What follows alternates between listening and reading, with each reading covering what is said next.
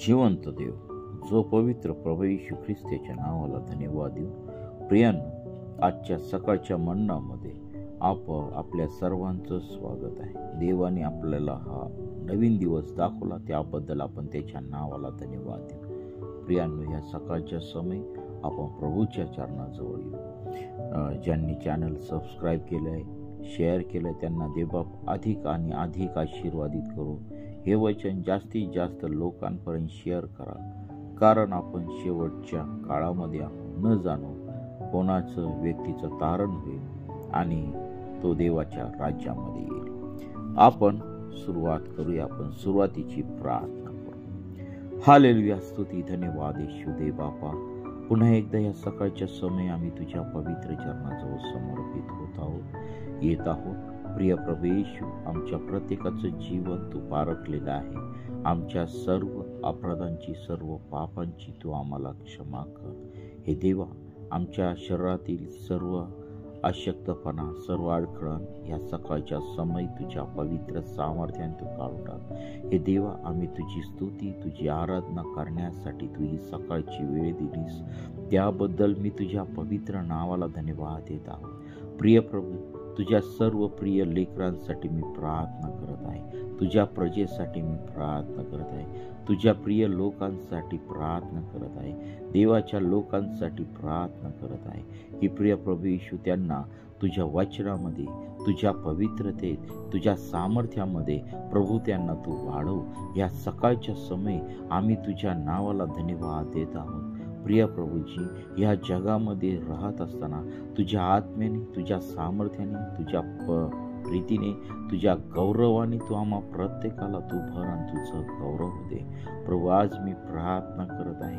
प्रभू, जे खऱ्याने सेवा करत आहेत ते सर्व पाळक वर्ग, देवाचे दास दासी आणि प्रिय प्रवेश, या सर्वांना तुझ्या पवित्र आत्म्याने, पवित्र सामर्थ्याने तू भर. जे छळातून जात आहे त्यांना तू शक्ती दे, सामर्थ्य दे आणि प्रभू, त्यांची सेवा तू फलद्रूप अशी तू कर आणि तुझ्या नावाचं गौरव दे. प्रत्येक मिनिस्ट्री तू आशीर्वादित कर आणि तुझं गौरव दे. हो पित्या परमेश्वरा, तुझ्या वचनातून बोलत असताना तू मला धैर्य दे.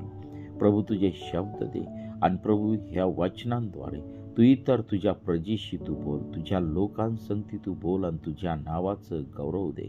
प्रभू, जे त्रासामध्ये आहे, जे अडचणीत आहे, जे दुष्टाच्या बंधनामध्ये आहे, हे वचन ऐकता त्यांच्या जीवनामध्ये तू कार्य कर आणि तुझं गौरव दे. प्रभू, मी नाही तर तू त्यांच्या संगती तू बोल आणि प्रभू, तू माझा संपूर्ण ताबा तू घे. ही प्रार्थना येशूच्या नावाने मागतो म्हणून दे, आमेन. प्रियांनो, आज या सकाळच्या भक्तीला सुरुवात करत असताना आपण त्या जिवंत देवाच्या नावाला धन्यवाद देऊ. आपण ह्या सकाळच्या समय गीत गाऊया आणि देवाच्या नावाला धन्यवाद देऊया. आम्ही चाललो प्रकाशात, प्रकाशात, प्रकाशात. आम्ही चाललो प्रकाशात, त्याच्या प्रकाशात. सैतान काय करू शकेल? प्रकाशात, प्रकाशात. प्रत्येक वेळी जय मिळेल त्याच्या प्रकाशात. आम्ही चाललो प्रकाशात, प्रकाशात, प्रकाशात. आम्ही चाललो प्रकाशात, त्याच्या प्रकाशात. देवबाप, करू या गीताद्वारे तुम्हाला मला परमेश्वर आशीर्वादित करो. प्रियांनो, आजच्या मन्नामध्ये आज आपण पाहणार आहोत उत्पत्ती याचा 20वा अध्याय. तत्पूर्वी आपण काय मागील अध्यायामध्ये पाहिलं की देवबाप लोटाची त्या ठिकाणी सुटका करत आहे. अब्रामाच्या मध्यस्थीमुळे प्रभू परमेश्वराने त्या ठिकाणी लोटावरती, त्याच्या कुटुंबावरती कृपा केलेली त्या ठिकाणी दिसत आहे. आणि त्या सदोम आणि गमोर त्या नगरातून त्यांना ते देवाने बाहेर काढलं आणि योग्य रीतीने देवाने त्यांची सुटका केलेली आहे. आणि मग तसंच जर आम्ही 19 अध्याय आणि 30 ते 38 या वचनामध्ये जर आम्ही पाहिलं तर ह्या ठिकाणी मोवाबी आणि अम्मोनी यांच्या वंशाचा प्रारंभ आम्हाला त्या ठिकाणी दिसतो आहे. आता ह्या ठिकाणी बघा, लोट ज्या सोरामध्ये त्या ठिकाणी सोर या नगरामध्ये जाऊन राहिला होता आणि त्या नगरामध्ये त्याला राहण्यासाठी त्या ठिकाणी भीती वाटली आणि म्हणून तो सोर सोडून तो डोंगरामध्ये त्या ठिकाणी राहायला त्या ठिकाणी गेलेला आहे. आणि त्या ठिकाणी त्याच्या संगती 2 तरुण मुली होत्या आणि त्यांनी ठरवलं की आपल्याला जगाच्या रहिवटीप्रमाणे कोणी नवरा नाही आहे. आणि मग त्यांनी त्यांच्या बापासंगती संबंध ठेवले आणि त्यांच्यापासून लोटापासून त्यांना 2 लेकरं त्या ठिकाणी झालेले आहे. आणि मग त्या ठिकाणी आम्हाला दिसतं की मोवाबी आणि आमोनी या वंशाचा प्रारंभ आम्हाला त्या ठिकाणी दिसत आहे. आणि मग पुढे 20व्या अध्यायामध्ये येत असताना आम्हाला त्या ठिकाणी अब्राम आणि अबिमेलेक या 2 व्यक्तीविषयी आम्हाला ह्या ठिकाणी दिसत आहे. मग अब्रामाने 20व्या अध्यायामध्ये अब्रामाने तेथून नेगेबकडे प्रवास करून कादेश व शूर यांच्या दरम्यान मुक्काम केला आणि काही दिवस गरार येथे वस्ती केली. आपली बायको सारा हिच्याविषयी अब्रामाने असे सांगितले की ही आपली बहीण आहे. तेव्हा गराराचा राजा अबिमेलेक याने माणसे पाठवून सारेला आणले आणि देव रात्री स्वप्नात येऊन अबिमेलेकाला म्हणाला, तू जी ही स्त्री आणली आहे तिच्यामुळे तुझा अंत झालाच म्हणून समज, कारण ती नवऱ्याची बायको आहे. अबिमेलेक काही तिच्यापाशी गेला नव्हता. म्हणून तो म्हणाला, प्रभू, तू नीतिमान राष्ट्राचाही संहार करणार काय? ती माझी बहीण आहे असे तो मला म्हणाला नाही काय? तसेच तो माझा भाऊ आहे असे तीही म्हणाली नाही काय? मी सात्विक मनाने व स्वच्छ हातांनी केले आहे. देवाने त्याला स्वप्नात म्हटले, तू सात्विक मनाने हे केले हे मलाही ठाऊक आहे आणि मज विरुद्ध तूच कडून पाप घडू नये म्हणून मी तुला आवरलेही, म्हणून मी तुला तिला स्पर्श करू दिला नाही. आता त्या मनुष्याची बायको त्याला परत कर दे, कारण तो संदेष्ट आहे. तो तुझसाठी प्रार्थना करील आणि तू वाचशील. पण जर तू तिला परत दिले नाही तर तू व तुझे सगळे खचित मरतील. मग अबिमेलेकाने मोठ्या पहाटे सुटून आपल्या सर्व सेवकास बोलून या सर्व गोष्टी त्याच्या कानी घातल्या. तेव्हा ती माणसे फार घाबरली. अबिमेलेकाने अब्रामास बोलून आणून म्हटले, तू आम्हाला हे काय केले? मी तुझा असा कोणता अपराध केला की तू मजवर व माझ्या राज्यावर असे महापातक आणले? करू नये असे वर्तन तू मजसी केले. अबिमेलेक अब्रामास आणखी म्हणाला, ही गोष्ट करण्यात तुझ्या मनात तरी काय होते? अब्राम म्हणाला, या ठिकाणी देवाचे भय अगदी नाही म्हणून हे लोक माझ्या बायकोसाठी माझा घात करतील असे मला वाटले. शिवाय ती खरोखर माझी बहीण लागते, म्हणजे ती माझ्या बापाची मुलगी, पण माझ्या आईची ती मुलगी नव्हे, म्हणून ती माझी बायको झाली. देवाने मला माझ्या बापाचे घर सोडून भ्रमण करावयास लाविले. तेव्हा मी तिला म्हणालो, मजवर एवढी कृपा कर की आपण जिकडे जाऊ तिकडे हा माझा भाऊ आहे असे माझ्याविषयी सांग. मग अबिमेलेकाने मेंढरे, बैल, दास व दासीही आणून अब्रामास दिली आणि त्याची बायको साराही त्याला परत दिली. अबिमेलेक म्हणाला, पहा, माझा देश तुला मोकळा आहे, तुला वाटेल तेथे राहा. तो सारेला म्हणाला, पहा, मी तुझ्या भावास रुपयाची 1000 नाणी देत आहे. त्यांच्या योगे तुझ्या बरोबरच्या सगळ्या लोकांसमोर तुझी भरपाई होईल. या प्रकारे सर्वांसमक्ष तुझा निर्दोषीपणा सिद्ध झाला आहे. मग अब्रामाने देवाची प्रार्थना ऐकली.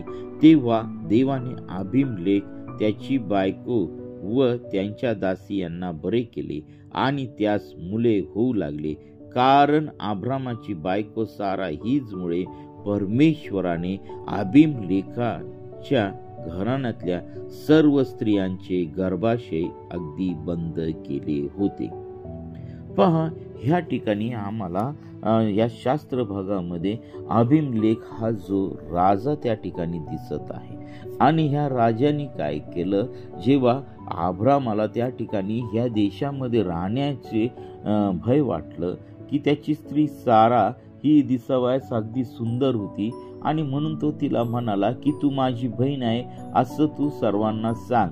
आणि मग त्या राजाने काय केलं, त्या सारेला घेऊन आपल्या घरी घेऊन गेला आणि त्या ठिकाणी तिला घरी ठेवलं. परंतु त्याच्या हातून काही घडण्याच्या अगोदर परमेश्वराने त्याला दर्शन देऊन त्या ठिकाणी सांगितलं की पहा, हा जो अब्राम आहे त्याची ती स्त्री आहे, तो तिचा नवरा आहे आणि त्याला त्या चुकीपासून त्या ठिकाणी परमेश्वराने आवरलं. याप्रमाणे आम्हाला ह्या ठिकाणी दिसून येतं की अब्रामाचे आणि सारेचं संरक्षण त्या ठिकाणी परमेश्वराने केलेलं आम्हाला दिसत आहे. आणि पहा, राजाला या चुकीपासून आवरण्यासाठी परमेश्वराने त्या ठिकाणी त्याला जाऊन सांगितलं की पहा, ही माझ्या दासाची बायको आहे. आणि मग पहा, परमेश्वराच्या पुढं तो राजा म्हणाला की तू या माझ्या वागण्याच्यामुळे माझ्यावरती संकट आणू नकोस. आणि मग मी जे काही केलं ते माझ्या चांगल्या मनाने मी केलेलं आहे, माझ्या मनामध्ये कोणत्याही प्रकारचं पाप नव्हतं. म्हणूनच परमेश्वर त्या ठिकाणी म्हणाला, जा तू त्याची बायको त्याला तू परत कर आणि तो तुझ्यासाठी प्रार्थना करेल आणि तुझ्यावर येणारं सर्व संकट त्या ठिकाणी टळणार आहे. आणि सारेमुळं पहा, त्यांनी जसं साराला त्या ठिकाणी आणलं तसं त्याच्या घराण्यामध्ये पहा परमेश्वराने काय केलेले वचन 18 मध्ये आम्हाला दिसतं की अभिमलेखाच्या घराण्यातल्या सर्व स्त्रियांचे गर्भाशय अगदी बंद केले होते. पहा, आपण जेव्हा देवाच्या सेवकाच्या कुटुंबास किंवा त्याच्या कुटुंबातल्या व्यक्तीस आपण हात लावतो त्यावेळेस परमेश्वर त्या लोकांना सोडत नाही. आणि म्हणून देवाच्या सेवकांच्या विषय आम्ही अगदी जपून राहायला पाहिजे. परंतु आजची जी परिस्थिती आम्ही जर पाहिली तर प्रियांनो, ती भयानक आहे. आज लोकांना देवाच्या सेवकाचं भान राहिलेलं नाहीये, देवाच्या सेवकाच्या कुटुंबाच्या विषयी त्यांना भय राहिलेलं नाहीये. आणि पहा, ते देवाच्या सेवकाच्या कुटुंबाशी वाटेल तसे वागत आहे, वाटेल तसं बोलत आहे, वाटेल तसे अपमानित करत आहे. परंतु परमेश्वर या वागण्यामुळे त्या लोकांना सोडणार नाही.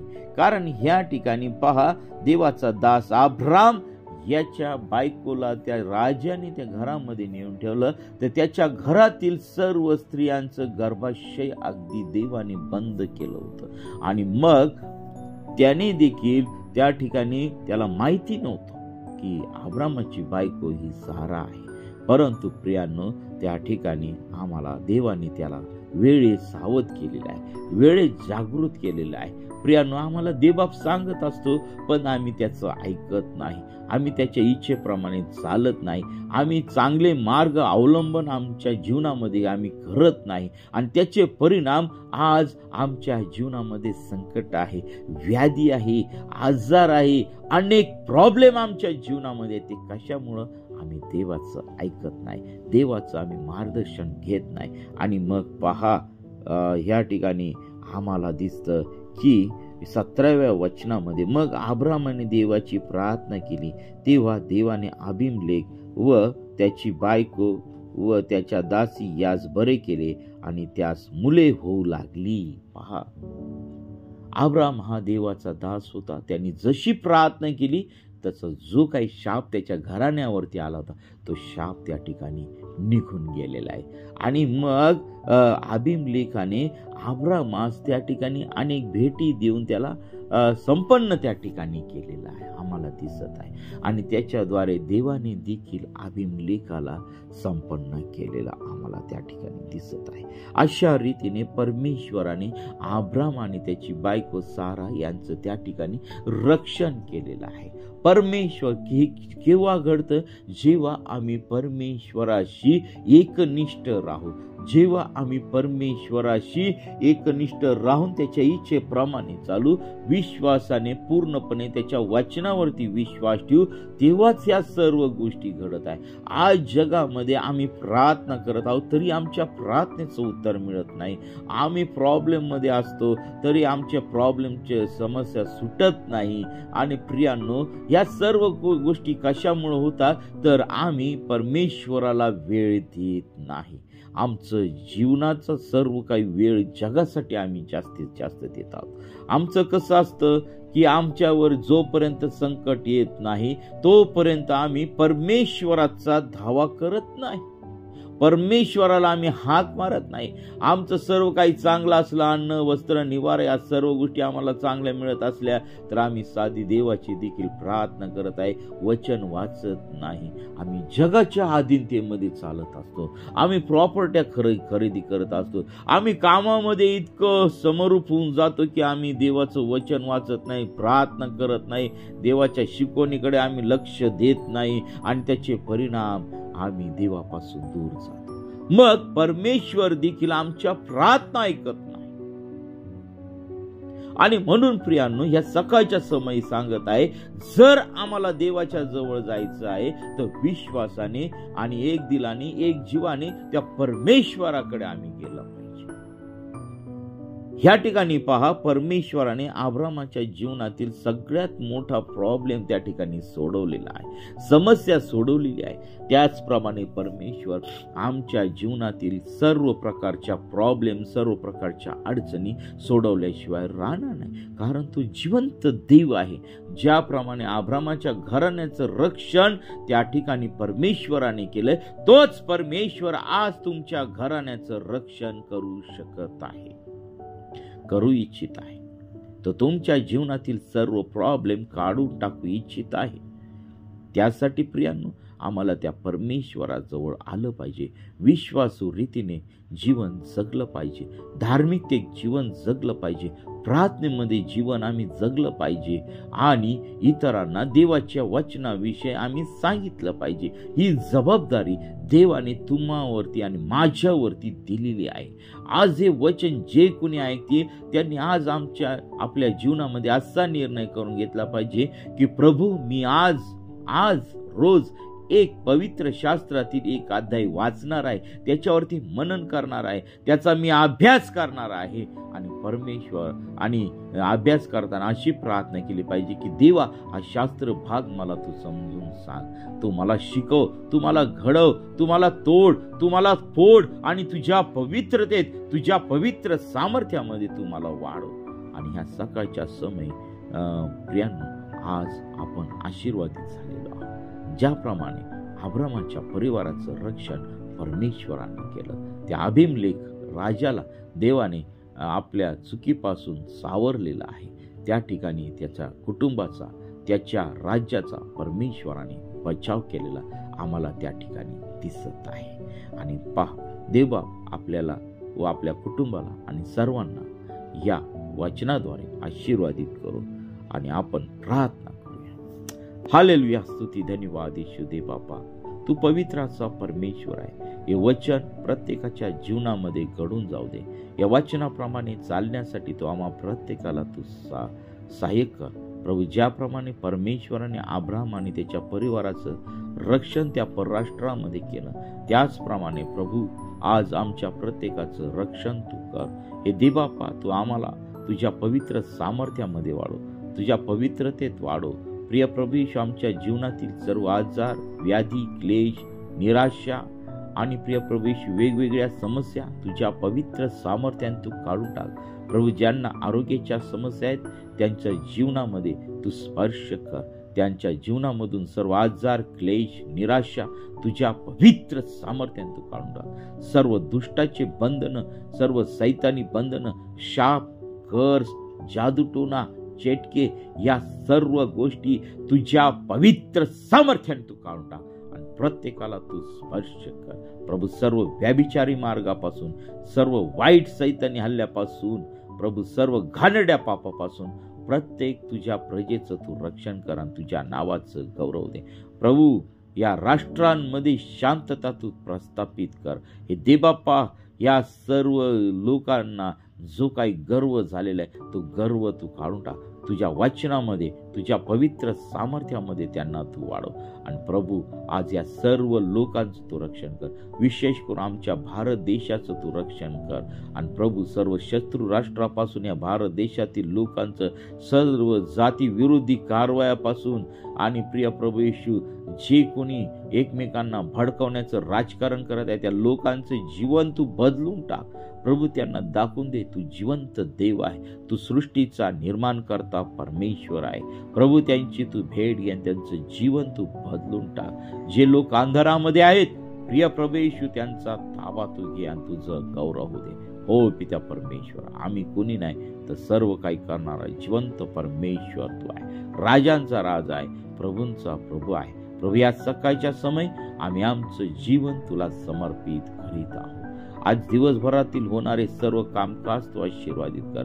आमचा होणारा प्रवास तू आशीर्वादित कर. प्रभू, जे इंटरव्ह्यूला जाणार आहे जॉबसाठी त्यांना तू जॉब तू दे. आणि प्रिय प्रभू येशू, ज्यांचे लग्न जमत नाहीत प्रभू, त्यांना वधू आणि वर तू दे आणि त्यांना तू आशीर्वादित कर. प्रभू, जे निराशित आहेत त्यांच्या संगती तू राहा. त्यांच्या जीवनातील निराशा तू काढून टाक. प्रभू, जे एकटेपणामध्ये आहे त्यांचं एकटेपण तू काढून टाक. हो पित्या परमेश्वरा, सर्व तरुण तरुणींना तुझ्या पवित्र चरणाजवळ समर्पित करत आहे. तुझ्या वचनामध्ये त्यांना वाढव, तुझ्या सामर्थ्यामध्ये तू वाढव. आणि प्रिय प्रभू येशू, त्यांचं तरुणपण हे तुझ्या सेवेसाठी प्रदान करावं, यासाठी त्या तरुणांचा ताबा तू घे. प्रभू, जे वृद्ध आई वडील आहेत, जे जगत आहेत, त्यांची आकडी व काठी तू धीर हो दे त्यांना. आणि त्यांना तुझ्या पवित्र भांडरातून तू मदत कर आणि तुझं गौरव दे पित्या परमेश्वरा. प्रभू, आज आम्ही आठवण करीत आहोत प्रभू, जे रस्त्यावरती राहत आहे, ज्यांना निवारा नाही त्यांना तू निवारा तू दे. प्रभू, ज्यांना भुकेले आहेत त्यांना तू अन्न तू दे. प्रभू, जे भयानक संकटामध्ये आहेत त्यांचे संकट तू काढून टाक. प्रभू, ज्यांच्यावरती नैसर्गिक आपत्ती आलेले आहे त्या सर्व नैसर्गिक आपत्तीमधून त्यांचा बचाव तू कर. प्रभू, जे तुझे दास दासी सेवा करत आहेत प्रभू, त्यांच्या सेवेमध्ये येणारे सर्व अडखळण तुझ्या पवित्र सामर्थ्याने तू दूर कर. आणि प्रभू, या सकाळच्या समय तू त्यांना तू शक्ती दे, सामर्थ्य दे.